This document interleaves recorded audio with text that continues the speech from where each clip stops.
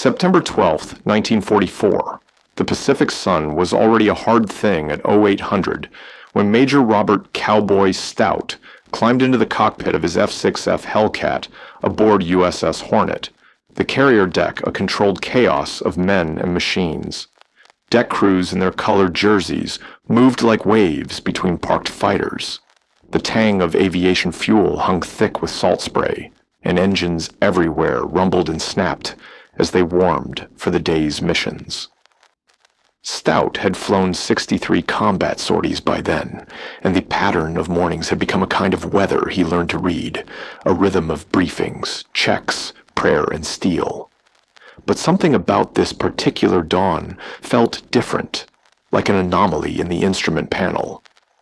The intelligence briefings the night before had been almost casual, offhand. The target listed as Plu, a speck of coral and jungle in the Palau group that most sailors on the Hornet could not find on a chart without squinting. In 3 days, the commanders promised 15,000 Marines would storm those beaches in what they sold as a quick 3-day operation.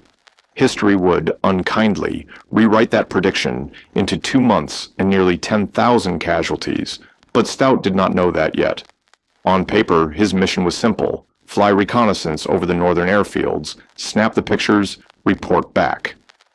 The brass wanted confirmation that Japanese air strength in the area was minimal. Earlier patrols had described the strips as abandoned or lightly held, and his job, in its sterile form, was nothing worse than checking a box before the invasion kicked off. He had flown dozens of such milk runs, the kind of missions where the real enemy was boredom, where the danger was the small, creeping sleep that came on the long stretch home.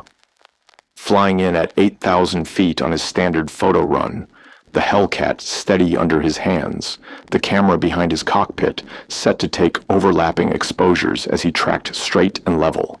Stout expected empty revetments and the little camouflage nets the islanders threw over idle planes. What he saw instead made blood move in his ears and tactical logic click into place like gears meshing. The airfield was not abandoned, it was full, packed so tightly that aircraft sat wingtip to wingtip across the tarmac like sardines in a tin. Mitsubishi A6M Zeros, sleek and ready. Nakajima B-5N torpedo planes, D-3A dive bombers, rows and rows, fueled, armed, like a hunting pack crouched under nets. Ground crews scurried between them, drums of fuel stacked close by, men rolling belts of ammunition. The whole field a picture of industry and dangerous complacency. Stout's experience let him estimate quickly. 40 planes at least, possibly more, tucked under the green fringe of jungle.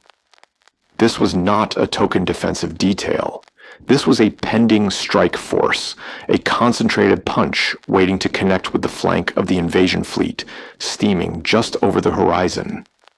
If those aircraft rose and clawed the sky as the landing approached, the transports and LCIs, the thin-skinned craft carrying Marines, would be exposed to a hurricane of ordnance. Men would die in the water before their boots hit sand. Tarawa could become a practice drill by comparison. His radio hissed with the routine chatter of other pilots. Their voices were calm, professional. Protocol said, report, break off. Let the fleet scramble a strike package. To follow procedure was to place faith in a system that moved slow as an armada. By the time the carrier's fighter director could assemble a massed response, hours could be spent that might otherwise buy lives. Stout's mind, trained at Pensacola and tempered in the heat of practice strafes and gunnery runs, calculated coldly.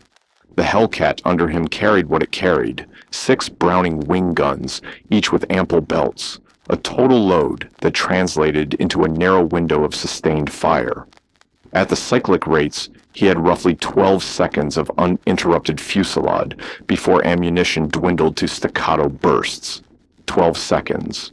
Not much, but long enough if deployed with a certain kind of brutality and imagination. What made the layout below terrifyingly vulnerable, he realized, was not just number but adjacency. Planes parked tight beside drums of high-octane fuel. A tracer into a drum, a burning plane rolling into its neighbor, and thermodynamics would take care of the rest. Fire would spread like a rumor in a small town. Fast, indiscriminate, and devastating. Light the right fuse, and the physics of gasoline and metal would do the killing with a merciless efficiency that no single pilot could match by picking off fighters one by one. He dove, checked gauges, felt the Hellcat answer like a good mount. The little instrument cluster was a private conversation only he could read. The island's anti-aircraft looked like a danger, yes. Type 96, 25mm positions would ping if they had time to track him. But the calculus had shifted. His single aircraft was no longer a lone predator against many. It could become the striker that initiated a chain reaction. He could radio back, wait for orders, and watch as bureaucracy prepared a proper strike. But delay meant loss. He could strike alone, daring the flak and the odds, and possibly, by making a single, savage mark, remove from the battlefield a concentrated enemy asset that threatened thousands. Risk for him meant a gamble with his life. Risk for the fleet meant the existential gamble of thousands of Marines and flat-bottom transports. He trusted his plane. The Hellcat had kept him alive through 63 missions, and he trusted his own hands. That trust felt heavy and righteous in equal measure. He had one pass he could commit to. The second would be for mercy or escape.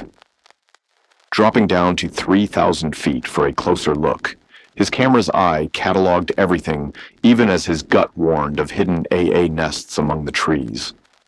Fear. Runway carved through coral and greenery, with dispersal areas flaring out like the spokes of a wheel. The Japanese had made an error, perhaps haste, perhaps an overconfidence in their own early warning, by parking aircraft too close, 20 or 15 feet between them when doctrine would have spread them wide and tucked them under trees or revetments. From his cockpit, the ground crews looked like ants at a picnic, rolling drums, checking bomb racks, adjusting propellers. They had no notion a Hellcat circled above.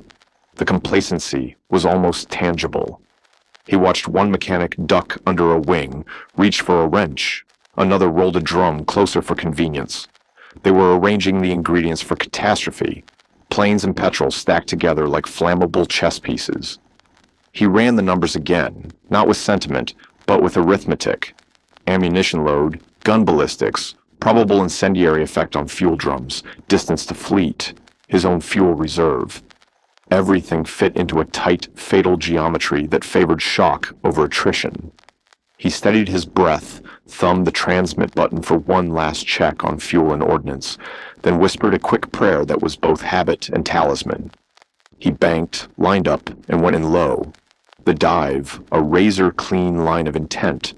The first pass would need to be precisely timed. Cut-off angles to expose the fuel pens, a sweep of guns to ignite, then a climb to escape before the island's tiny AA caught a bead. He felt the Hellcat's controls through his legs and wrists. The plane was a living confidant, alive with the memory of each mission's small successes and narrow misses. Below, the field exploded in a way he had hoped and feared, an answer given in flames and sound.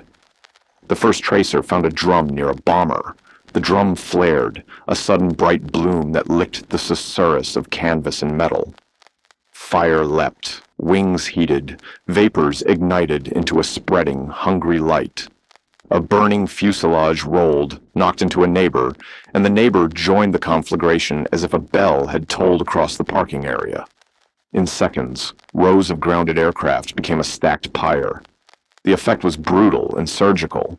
Not the blunt work of trying to shoot down 40 planes in sequence, but the applied calculus of energy release. He saw men on the ground, dashing, confused, dragging what they could away, but the geometry favored flame and fuel. The island, once a neat patch of military order, became a confusion of smoke and heat, a small, terrible inferno that reached up into the morning sky.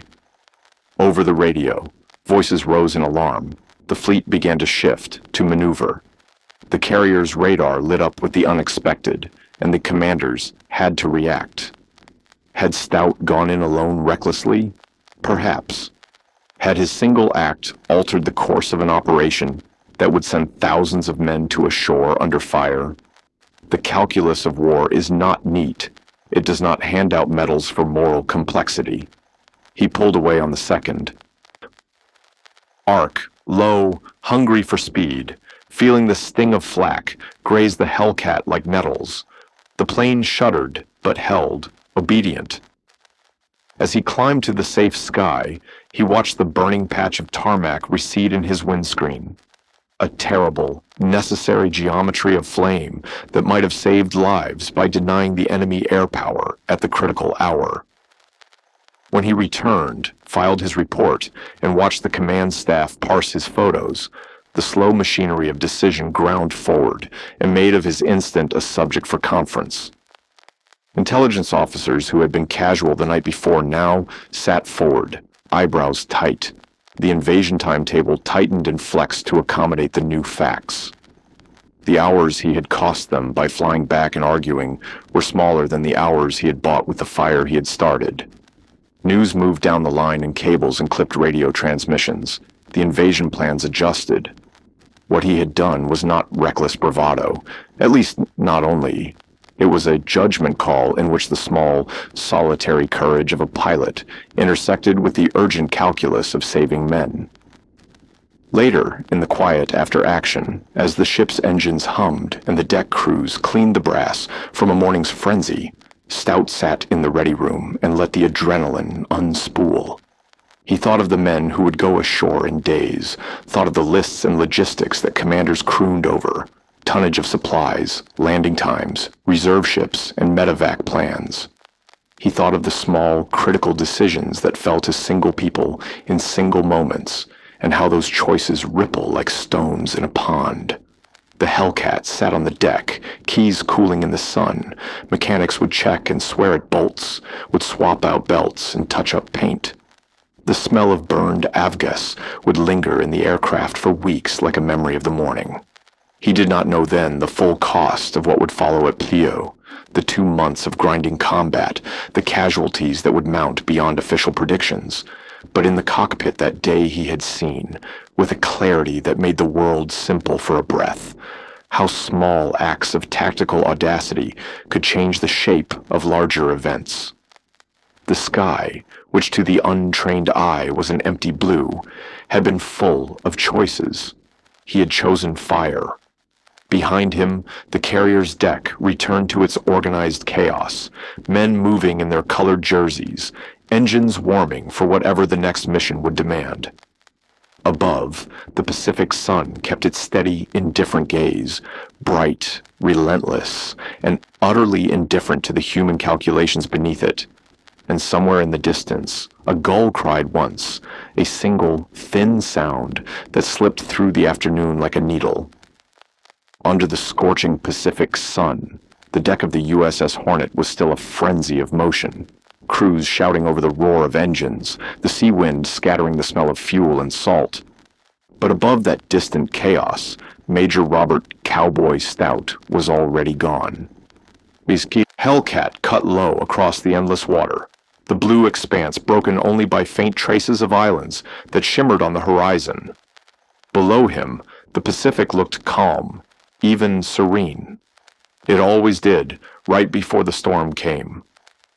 What waited ahead on that small coral strip named Plo would demand not just his skill, but his willingness to stand alone against everything war could throw back.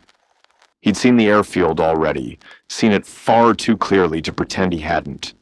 Dozens of enemy aircraft, packed wingtip to wingtip, fuel drums glinting beside them under the morning sun. And now, in that narrow moment between discovery and action, every instinct in him screamed that time was bleeding away. The doctrine he had lived by said wait. Wait for the others. Call it in. Coordinate. Attack as a unit. That was the rule, the shield against chaos that command believed could tame war's madness. But what he saw below him was no theoretical exercise. It was 40 Japanese planes, fueled, armed, and waiting to rise into the sky to hunt American ships. Every passing minute was another heartbeat, closer to disaster. He knew what following protocol would cost. Launching the full attack package, fighters, dive bombers, torpedo planes, would take at least 90 minutes, maybe 2 hours. Enough time for Japanese spotters to radio their fleet positions, for the planes on that airstrip to scatter or strike first. The window would slam shut, maybe forever. That kind of decision haunted even seasoned men. Doctrine saved lives, but it also assumed time would always be there. This morning, time was a luxury Stout no longer had. He leveled the Hellcat, the horizon steady through his canopy. His hand hovered over the throttle, but his mind drifted for a heartbeat. Back to Pensacola, where instructors had hammered into every pilot the same truth: never go alone. He remembered nodding with the rest, young faces, clear eyes, believing that the rulebook could save them. Yet here he was, the only man within miles who could stop what was coming. Some moments in war lived outside those rules. They didn't wait for permission. Down below, those aircraft gleamed like silver fish caught in the sun. Neatly lined, their shadows sharp against the coral runway. From this altitude, they looked fragile, almost delicate. But Stout understood what they represented. Each one was a weapon, a torpedo bomber that could turn a transport ship into an inferno, a Zero that could slice through a squadron before a man had time to blink. 40 of them together could shatter the invasion fleet before it even reached the beach. The weight of that knowledge pressed against him harder than gravity itself. He could almost feel the two outcomes balancing inside him. 1, obey orders, fly home, live. 2, disobey, strike alone, and maybe save thousands at the cost of his own life. The risk wasn't abstract. Every pilot knew the cold arithmetic of it. One burst of flak, one lucky hit, and his aircraft would disintegrate. He could end up tumbling through jungle canopy, never found, his name reduced to a telegram marked missing in action. But the other vision, the one where he did nothing, was worse. He'd seen ships burning before, heard the helpless radio calls from pilots arriving too late. He'd watched footage of men leaping from decks into flame-laced seas. He could still hear the static-filled panic in their voices. That could not happen here, not while he was still breathing. He took a slow breath. The Pacific sunlight glinted off his canopy, gold and sharp. He thought of the 15,000 Marines waiting to land in 3 days, trusting that someone somewhere had cleared the skies above them. Maybe today that someone was him. The throttle eased forward. The Hellcat's massive Pratt & Whitney engine responded with a guttural roar that seemed to shake the very air around him. It wasn't the sound of defiance. It was resolve, pure and steady. 2,000 horsepower surged through the frame, and the aircraft dipped its nose. Below, the jungle's green crown began to rise fast toward him. He stopped thinking about doctrine. No more theory, no more what-ifs. Only action now. The decision was done. In 30 seconds, the world would know what that decision meant. The altimeter unwound. 2,000 feet, 2,500, 500. He brought the Hellcat level at treetop height. Palm fronds bent backward in his slipstream, blurring into streaks of green. He was flying low enough to smell the salt in the air, and the faint sweetness of jungle rot carried up on the wind. Radar couldn't see him here. Even the anti-aircraft gunners would struggle to react. The airfield appeared suddenly ahead, a pale ribbon of coral and dust slashed through jungle. The rows of aircraft lined along it looked so clean, so perfectly arranged, that it almost felt ceremonial. He angled his approach across the formation, not along it, cutting diagonally through multiple lines so that his guns could sweep across more targets in a single pass. He had maybe 3 seconds to lock the geometry in his mind, 3 seconds to breathe before the world became nothing but motion and instinct. His eyes picked out every detail, the glint of a wrench in a mechanic's hand, A man rolling a fuel drum across the tarmac, the open cowling of a zero mid-maintenance. For a surreal instant, everything looked peaceful, almost domestic, like a morning routine interrupted by nothing but the hum of cicadas. Then, one man on the ground looked up. Stout saw his face change from curiosity to realization. That was the last moment of calm. Stout's thumb pressed the firing button. The 6 Brownings in his wings answered with a single, thunderous voice. The Hellcat shuddered under the recoil as a storm of lead tore through the air ahead. Tracer rounds streaked forward, thin burning comets that drew lines of light through the sky. The first row of aircraft vanished behind splashes of dust and sparks as his rounds walked across the ground and stitched into metal. He aimed at the narrow gap between 2 planes, right where the fuel drum sat stacked 3 high. The bullets punched through the steel skins, and for half a heartbeat, nothing happened. Then the world cracked open. The first explosion wasn't loud so much as it was deep, a physical force that seemed to thump through his chest. Fire blossomed outward, orange and furious, as the aviation fuel caught. The heat flared up in a rolling wave, catching the wing tank of the nearest Zero, and then the next. The blast spread as if the air itself had caught fire. He held the trigger another 2 seconds, the tracer slashing across a Nakajima torpedo bomber just beyond the first row. The aircraft erupted in a roar that battered his Hellcat even at full speed. The pressure wave jolted his frame, rattled his canopy. He was already past the center of the field, and behind him, the air had turned to fire. For an instant, he saw it all in his rear mirror, planes igniting one after another, the pattern almost too precise, like dominoes falling in flames. Smoke twisted upward, black and thick, clawing its way into the sky. The heat shimmered across his wings. He didn't look back for long. Ahead, more rows waited. His mind was locked in rhythm now. Adjust aim, fire, correct, breathe. The second burst tore into a line of dive bombers, their thin aluminum frames no match for 50 caliber armor-piercing shells.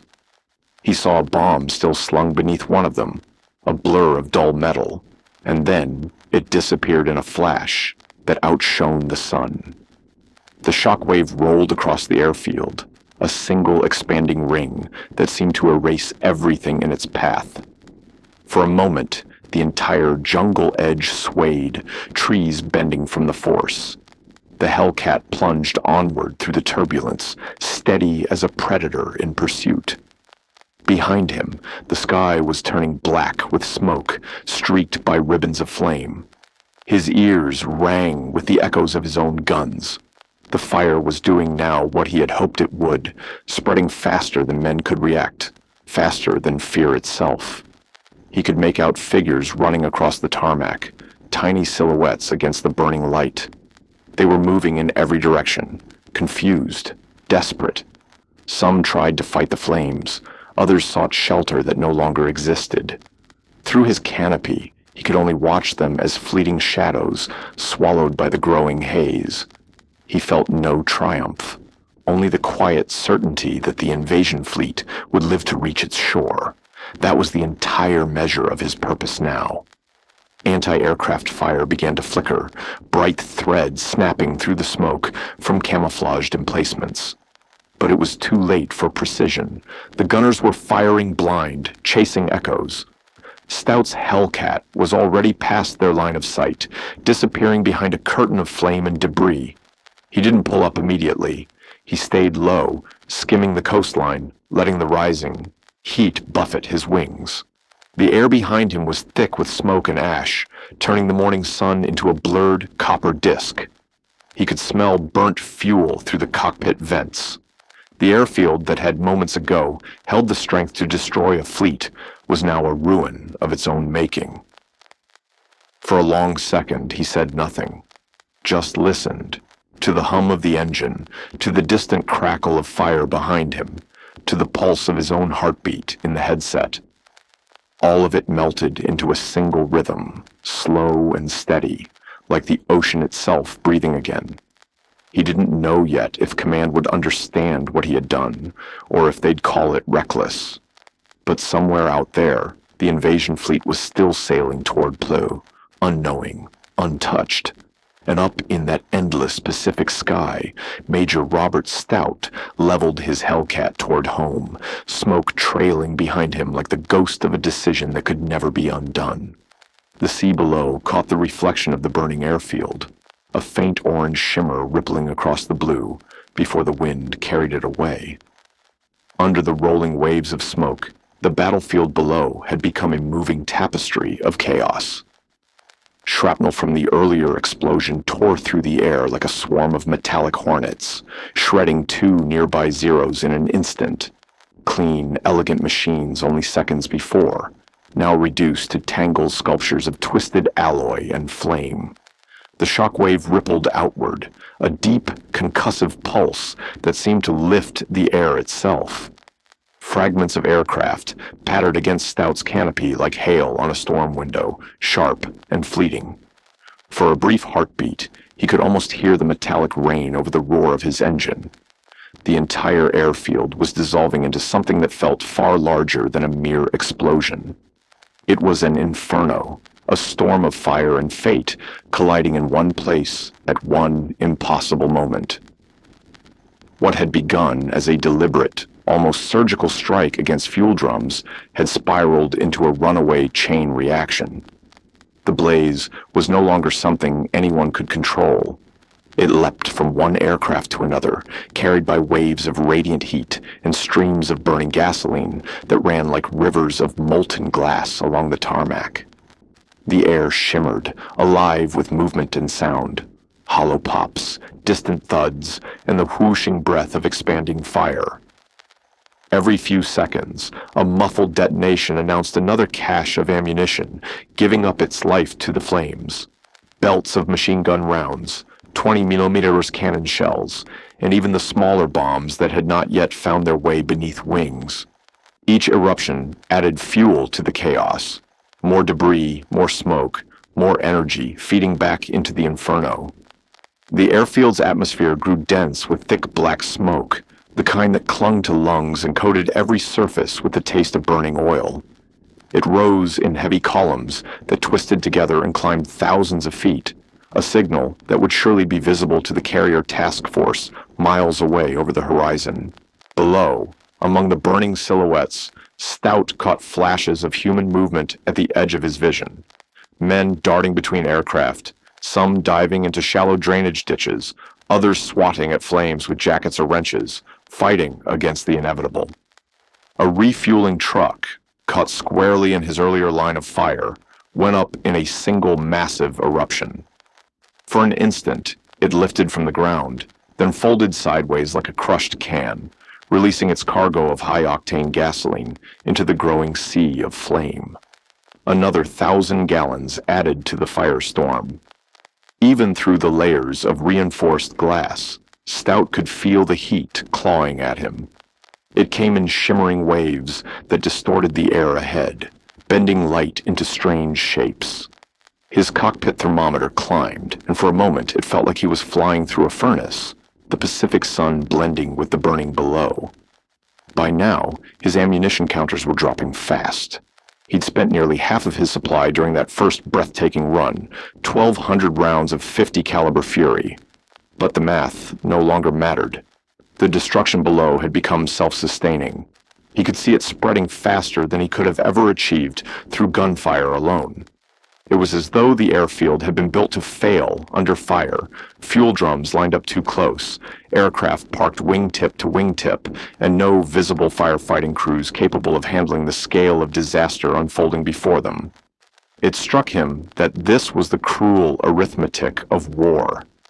The Japanese, meticulous in their planning and efficient in their logistics, had inadvertently created a perfect storm of vulnerability.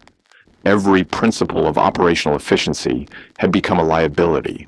Every shortcut taken for speed now turned against them, and Stout, just one pilot among thousands, had become the small catalyst that set it all in motion. At the edge of the airfield, he pulled sharply back on the stick. The Hellcat responded instantly, climbing hard through the heat haze, the engine's deep-throated growl rising to a strained wail as he leveled off at 500 feet. Below, anti-aircraft gunners had found their nerve. Black puffs of smoke began bursting around his flight path, 25mm shells searching blindly for his silhouette. Tracers from lighter guns arced upward in glowing lines, weaving a shifting net of light that he had to dodge. He could almost sense the panic on the ground, gunners cranking elevation wheels, shouting over one another, blinded by fear and smoke. Their rounds snapped and hissed through the air, but their aim was erratic. Stout banked hard right, climbing slightly higher to gain perspective. From this angle, the northern half of the airfield was no longer recognizable. At least 15 aircraft were gone, either reduced to skeletons of blackened frames or still burning fiercely, their outlines barely visible through the haze. But the southern section, that was another story. He could still count 24 intact aircraft, maybe more, parked in the dispersal area or being frantically taxied by ground crews, desperate to save what they could. He could almost imagine the confusion below, the shouted orders, the engines coughing to life, the futile attempts to outrun the fire. In doing so, they had made his job simpler. Moving targets, yes, but exposed ones. Each motion drew his eye, each movement betrayed position. He smiled faintly beneath his oxygen mask, a grim, weary smile. They were running into open ground, and he would be right behind them. He nosed the Hellcat forward again, lining up for a second run. This one would not be easy. The element of surprise had vanished, replaced by the cold clarity of a fully awakened enemy. Every gun on Plo was searching for him now. He could almost feel their sights crawling across the sky, waiting for him to appear. Smoke made it worse, thick, rolling curtains that reached thousands of feet, blotting out parts of the airfield and creating turbulence that tossed his aircraft in unpredictable jolts. Still, he couldn't leave those southern aircraft untouched. They were bombers, fighters, and torpedo planes, each one a potential weapon that could devastate the invasion fleet if allowed to fly again. So he changed his approach. Instead of retracing the same line, he came in low from the southeast, using the morning glare to mask his descent. It was one of those small survival instincts all pilots developed. Never repeat a pattern. Never let an enemy predict your movement. His speed was slightly lower now, around 280 miles an hour. The reduction made him more vulnerable, but it also gave him precision. At that speed, shapes resolved clearly. He could see propellers, open canopies, even the white cloth of a pilot's scarf fluttering in the wind. At 310 in perch, everything had been a blur. Now it was a series of sharp, deliberate targets. His ammunition situation was critical.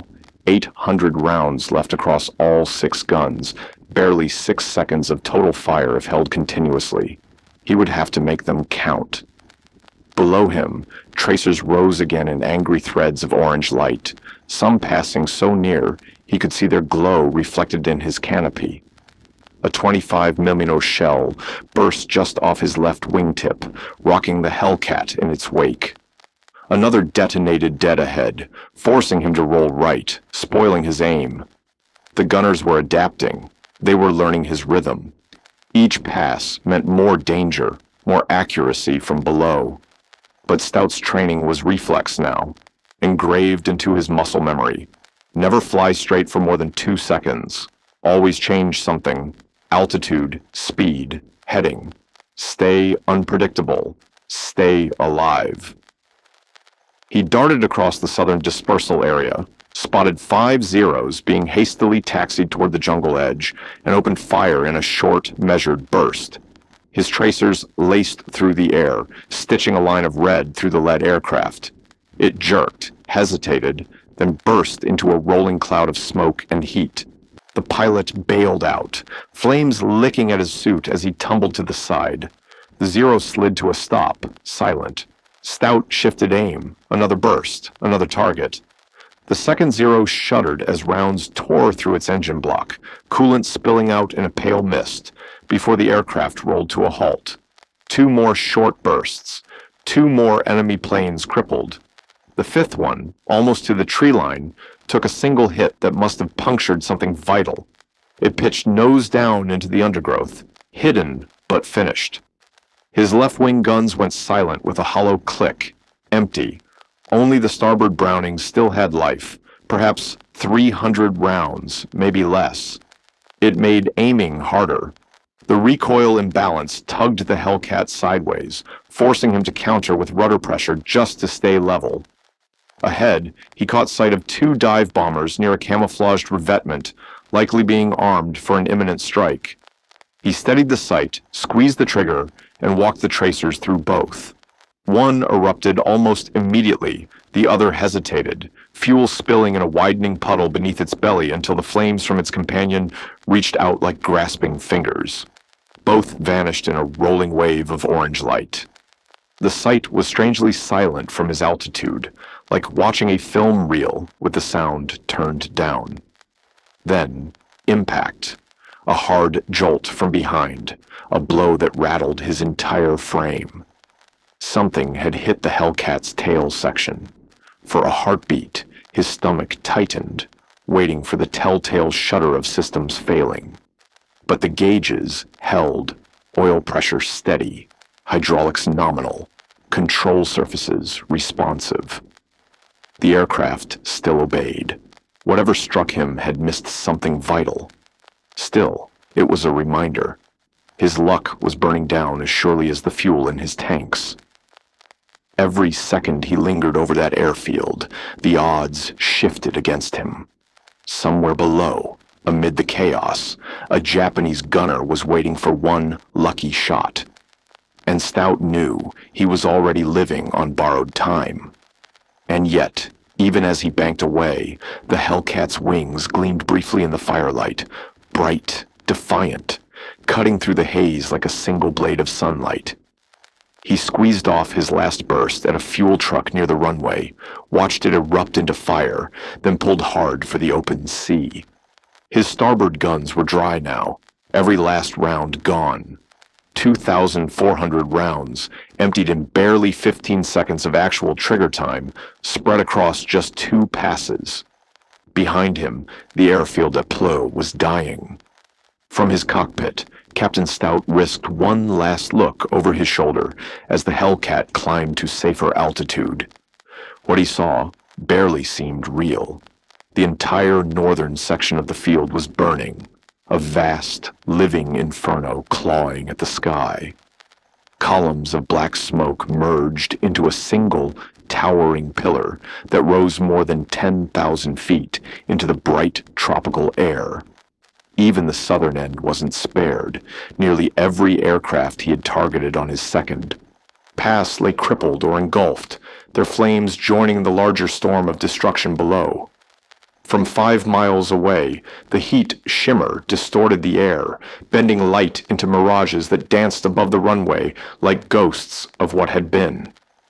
Down below, the ground crews had stopped pretending to fight the fires. They were scattered now, small figures running through waves of heat, staying clear of the ammunition still cooking off in ragged bursts that crackled like dry twigs in a bonfire. As his heart rate steadied and the edge of adrenaline faded, Stout's mind shifted from survival to assessment. What he had done began to crystallize. 40 Japanese aircraft destroyed or rendered useless in less than 8 minutes of action. It wasn't simply a successful strike, it was annihilation. The entire Japanese air power in the Plo sector was gone. Those aircraft had been the Imperial Navy's primary response to the American invasion force. Now, without them, the garrison was blind, defenseless against what was coming from the sky. The Marines scheduled to land on September 15th, just 3 days away, would meet no opposition from above. Air superiority, complete and unquestioned, from the instant their landing craft touched the beach. The arithmetic was cruel but simple. Each torpedo bomber could have sunk or crippled a transport. Each transport carried 500 Marines, the lifeblood of the invasion. Even half of those 40 aircraft, striking in coordination, could have turned the shallow waters off Plo into a floating graveyard. But Stout had stopped that nightmare before it began, alone. The Marines who would storm the beaches would never know his name. They wouldn't know that one pilot's decision to attack an entire airfield by himself had spared them from slaughter. But they would be alive because of it. That was the hidden math of war, the invisible chains of cause and effect, where a single act rippled outward to save or doom thousands. There was more, though. The loss at Plo wasn't just a tactical wound. It was a fracture in Japan's wider defense network. Commanders across the Palau Islands had depended on those aircraft for both offensive strikes and the local defense. Without them, the balance shifted decisively. American carriers could now operate closer to the shore, tightening the noose. Recon flights could map enemy positions without challenge. Supply ships could approach the beachhead without fear. With one strafing run, the entire campaign's operational rhythm had changed. And yet, Stout knew better than to romanticize it. He'd seen enough of war to understand that even with the skies cleared, Plo would still be hell for the Marines. The Japanese garrison, about 11,000 men, was dug into coral ridges and limestone caves, fortifications carved from the bones of the island itself. Air superiority couldn't smoke them out. The fighting would be brutal, cave by cave, ridge by ridge, some of the bloodiest days of the Pacific War. His attack had removed a major threat, yes, but it hadn't changed the grim arithmetic that awaited the men on the ground. Still, every Marine who made it off those beaches alive, spared from strafing runs or bomb blasts, was a victory worth something. A quiet, unseen victory, but one that mattered. Stout glanced at his fuel gauge. The needle was lower than he liked. All those high-speed passes had burned through his reserves faster than planned. He turned the Hellcat's nose toward the coordinates where the USS Hornet should be waiting, easing into a steady climb. The hole in his tail section made the plane slightly tail-heavy, but he compensated with careful trim adjustments. The aircraft hummed steadily, as if exhausted but loyal. The radio crackled to life. Other pilots were reporting the colossal smoke column still rising from Plo. Carrier controllers wanted to know what had happened. Confusion rippled through the fleet. Stout keyed the mic, his voice calm, almost casual. Hornet Control, this is Stout. Mission complete. Plo airfield neutralized. Returning to base. There was silence on the channel, long enough for him to hear the faint hiss of static. Then a voice, clipped and incredulous. Say again your last, Stout. Did you say neutralized? He allowed himself a small smile. Affirmative. The airfield is no longer operational. Recommend sending a photo bird for confirmation. Out. 40 minutes later, his Hellcat's tail hook caught the number 3 wire on Hornet's deck with a jolt that slammed him forward in the harness. The deck crew swarmed the plane, eyes widening as they took in the damage, the shrapnel-pocked tail, the streaks of hydraulic fluid down the fuselage, the scorch marks along the wings from flying through his own explosions. His plane captain climbed up, staring from the battered airframe to the empty ammo counters, then back at Stout. Word spread quickly. The pilot who had turned Plo into a column of smoke, visible from 50 miles away, was back. By the time Stout's boots touched the deck, a small crowd had gathered. No cheering, no chaos, just quiet awe. The debrief lasted 3 hours.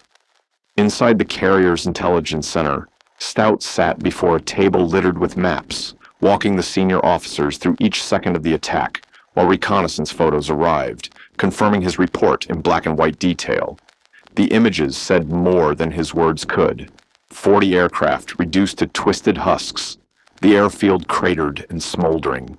Fires still burning hours later, their smoke drifting like long, dark banners over the Pacific. The intelligence officers kept asking the same questions in slightly different forms, as though hoping the answers would somehow change. How many passes did you make? 2. How much ammunition expended? All of it. Were you hit? Yes, but nothing vital. Any wingmen? No. Eventually, the questions stopped. The silence that followed felt heavy, part disbelief, part respect. It was the kind of silence that only veterans recognize. The Navy would later award Stout the Navy Cross for his actions at Plo, for extraordinary heroism and distinguished service in aerial combat against enemy Japanese forces. But by the time that medal reached him, months had passed. The war had moved on, to new islands, new invasions, new skies filled with fire and noise. Stout kept flying, mission after mission, without ceremony. He rarely spoke of Plo afterward. When others brought it up, he would deflect with a shrug or a quiet change of subject. In the ready room, where pilots traded stories like currency, his silence stood out. He had done something extraordinary, but he seemed almost embarrassed by it. When the war finally ended in August 1945, Stout returned to California. He slipped easily into civilian life, as though the fire and thunder of combat belonged to someone else entirely. He found work in the booming aerospace industry, raised a family, and lived a life that looked ordinary from the outside, neat, disciplined, and calm. Even among close friends, he almost never mentioned his service. Those who knew him would sometimes notice how he paused when a distant plane roared overhead, or how his eyes followed a contrail stretching across the blue. There were things he had left in the Pacific that never quite came home. And somewhere, in the endless quiet above the ocean, the echoes of his guns still seemed to linger, faint, rhythmic, fading into the wind.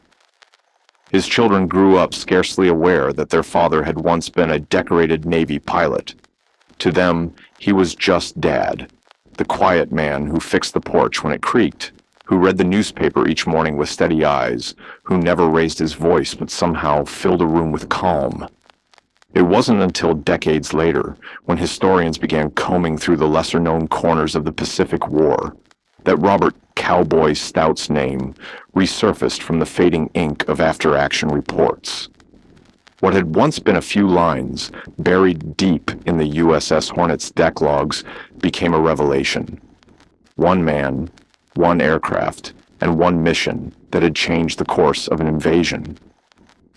Researchers found the documentation of his solo attack on the Plo airfield, a moment long lost amid the thunder of larger battles, and recognized it for what it truly was, one of the most devastating single-pilot strikes in aviation history. The numbers alone were staggering, but the deeper they looked, the clearer it became that the impact had extended far beyond that day in 1944. It wasn't just about the destruction of 40 enemy aircraft.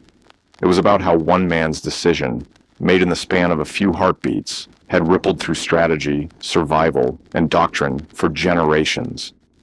The influence of that mission on military thought was quiet, almost invisible at first, but undeniably real. Air Force and Navy tactical schools began studying Stout's attack, not as a tale of daring, but as a blueprint.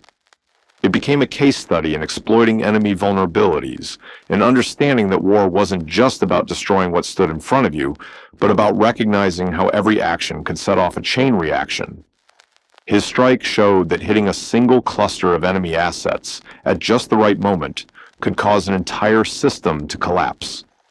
That principle, creating cascading failures through precision, timing, and courage, would evolve into a cornerstone of modern ground attack doctrine.